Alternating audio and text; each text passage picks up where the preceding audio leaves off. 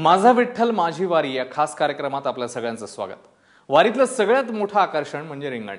काल आपण तुकोबांच्या पालखींचं मेंढ्यांचं रिंगण बघितलं, आज आपण गोल रिंगण अनुभवणार आहोत। मात्र या कार्यक्रमाला सुरुवात करण्यापूर्वी आठवण करून देतो की तुकोबांची पालखी आज निमगाव केतकी मुक्कामी असणार आहे, त्या माऊलींची पालखी फलटणला मुक्कामी असेल।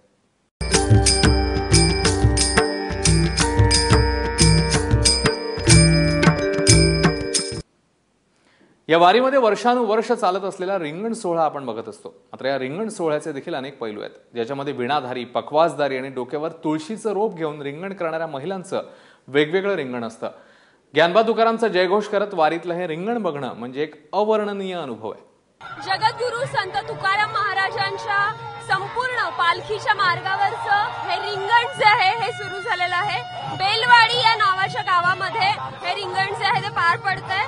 तुळशी घेतलेल्या महिला, त्याचबरोबर भगवी पताका घेतलेले पुरुष वारकरी आणि लाखोंच्या संख्येने तुकोबा महाराजांच्या पालखीचं दर्शन घ्यायला म्हणून जमलेले इथले ग्रामस्थ, या सगळ्यांचा उत्साह जो आहे तो या ठिकाणी पाहायला मिळतो आहे।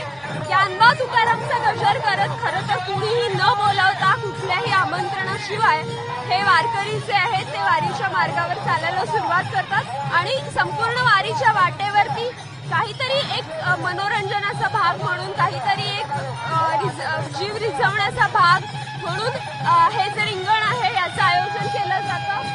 हे रिंगण जे आहे ते पार पडताना दिसतं आहे। खरं तर बारामतीहून इंदापूरच्या दिशेनं आता पालखी निघालेली आहे आणि मध्ये असलेल्या बेलवाडी नावाच्या गावामध्ये हे गोल रिंगण जे आहे ते पार पडत आहे। विणेकरी जे आहेत ते आपापल्या विणा घेऊन या रिंगणामध्ये सहभागी होऊन धावताना आपल्याला पाहायला मिळतात। खरं तर वारीची वाट जी आहे ती चालत असताना काहीतरी एक थोडंसं मनोरंजन, काहीतरी एक जीव रिझवण्यासाठीची संधी म्हणून खरं तर या रिंगणाकडे पाहिलं जात असतं।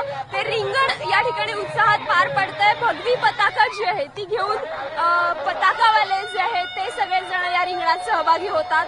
पखावजवाले जे आहेत ते सगळेजण या रिंगणामध्ये सहभागी होतात। त्याचप्रमाणे तुळशी घेतलेल्या महिला ज्या आहेत त्यांचं एक स्वतंत्र रिंगण जे आहे ते येत असतं।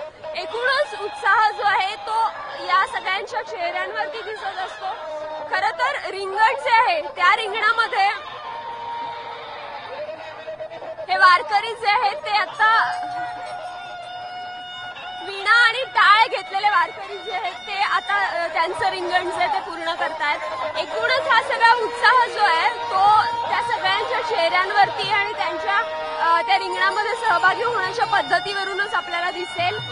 प्रत्येक दिंडीची पताका, प्रत्येक दिंडीचा विणेकरी, प्रत्येक दिंडीचा जो पखवाज वादक आहे तो आणि त्याचबरोबर लाखोंच्या संख्येनं जमलेले वारकरी जे आहेत ते या रिंगणामध्ये सहभागी होत असतात आणि इथला जो सगळा नयनरम्य वातावरणाचा देखावा असतो तो बघण्यासाठी इथले गावकरी सुद्धा गर्दी करत असतात।